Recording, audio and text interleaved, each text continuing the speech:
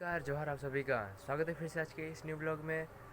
तो गाइस अभी हो चुकी है सुबह, वो देखिए सनसेट हो रहा है और मैं आ चुका हूँ छत में, क्योंकि सुबह सुबह टहलना चाहिए। तो छत पर टहलने के बाद और गाइस आज मैं बात करूँगा कि मैं किस फ़ोन से ब्लॉग बनाता हूँ, क्योंकि मेरे घर में सिर्फ एक ही फ़ोन है। तो मैं कैसे मैनेज करता हूँ, ये सभी जानकारी आपको मैं बाद में दूँगा। पहले चलते हैं ब्रश करने के लिए। तो गाइस आप लोग तो जानते ही हैं कि मेरे पास सिर्फ एक ही मोबाइल है और मैं सिर्फ एक ही मोबाइल से ब्लॉगिंग करता हूँ। लेकिन अगर घर में एक मोबाइल हो और उसमें कितने सारे डाटा रहते हैं, कितने सारी कॉल आती हैं, ये तो आप लोग जानते ही हैं। तो हम लोग कैसे मैनेज करते हैं? तो गाइज मेरे पास सिर्फ एक ही मोबाइल, वो भी मेरे पूरे परिवार का है। मेरे पास कोई अपना मोबाइल नहीं है, मैं परिवार के ही मोबाइल से ब्लॉगिंग करता हूँ। और मेरे पापा पास एक छोटा वाला फ़ोन है, कीपैड फ़ोन बोल सकते हैं आप लोग। और ये एकमात्र मेरे घर में स्मार्टफोन है जिसमें भी स्टोरेज फुल रहता है। मुझे बार बार खाली करना पड़ता है वीडियो बनाने के लिए, और फिर मैं वीडियो डिलीट भी करता हूँ ताकि हैंग ना करे। और यह हैंग भी करने लगता है। इसकी डेट भी अब आने वाली है, ये 6 साल का होने वाला है अब। और 6 साल हमने एक मोबाइल को चलाया है, इससे आप जान ही सकते हैं कि कितना देखभाल किया होगा, कितनी सारी चीज़ों का ध्यान रखना पड़ता है। एक फ़ोन से परेशानी तो होती है। अब देखिए, इस फ़ोन में हमारा सारा डाटा है, जितने भी कॉन्टैक्ट हैं उन सब के नंबर है और फ़ोन इसी में आते हैं, जिससे मुझे डिस्टर्ब भी बहुत होता है। लेकिन अगर फ़ोन एक ही है तो काम चलाना ही पड़ता है। और जितने भी बैंक डिटेल हैं या तो जो भी बैंकिंग का मैसेज आता है वो सब भी इसी में मोबाइल में आता है। मेरे पापा का मोबाइल कीपैड है, चलते उसमें उतना नहीं लेते रिस्क। और जितने भी जो भी डॉक्यूमेंट, जितने भी फॉर्मेलिटी हैं, सबका फ़ोन नंबर यही दिया है। इस चलते इस मोबाइल को हम लोग अच्छे से रखते हैं। और इस मोबाइल को 6 साल होने वाले हैं, या तो 6 साल होने वाले हैं इसलिए। और किसी का मोबाइल इतना देर तक नहीं टिकता, लेकिन हमने इसे बहुत ध्यान से रखा है, इसलिए इतना दिन यह टिका है।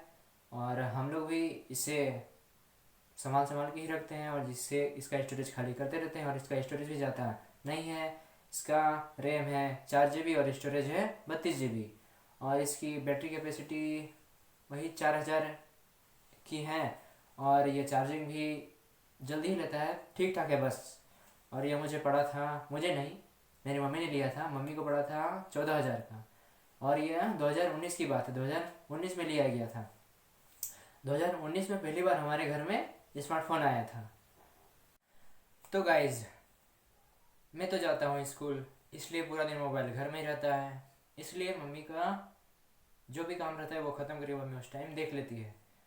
और सुबह को ब्लॉगिंग कर लेता हूँ थोड़ी बहुत स्कूल जाने से पहले, क्योंकि उस टाइम मम्मी बना रही होती है टिफ़िन। और स्कूल से आने के बाद भी मम्मी हम लोग को खाना वाना देती है। उसके बाद साफ़ सफाई में टाइम जाता है, चलते उस टाइम भी थोड़ा टाइम मिलता है तो मैं ब्लॉगिंग कर लेता हूँ। और जो टाइम बच जाता है उसमें मैं एक्स्ट्रा चीज़ें दिखाता हूँ, कुछ खाने का ब्लॉग या तो कुछ और भी चीज़ें। इस तरह टाइम को मैनेज करना पड़ता है।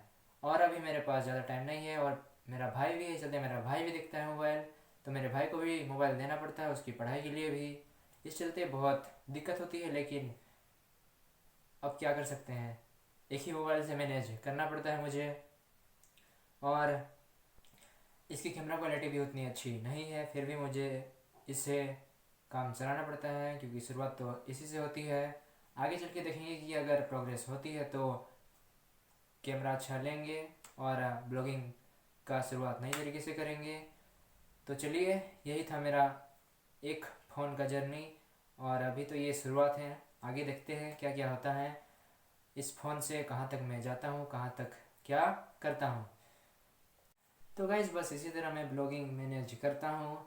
जो भी टाइम मिलता है उसमें जो भी वीडियो बना सकता हूँ वो बनाता हूँ। और कभी कभी टाइम मिलता है तो मैं मोबाइल खेत भी ले जाता हूँ आप लोग को दिखाने के लिए। और इसी तरह जो वीडियो बन पाता है वो मैं दिखाता हूँ, जो वीडियो नहीं बन पाता वो नहीं दिखाना पड़ता है, क्योंकि अगर मेरे पास मोबाइल नहीं होगा तो मैं वीडियो कैसे बनाऊँगा, इसलिए। और यही है मेरी कहानी। तो चलिए ख़त्म करते हैं, बाय। धन्यवाद मुझे देखने के लिए, शुक्रिया।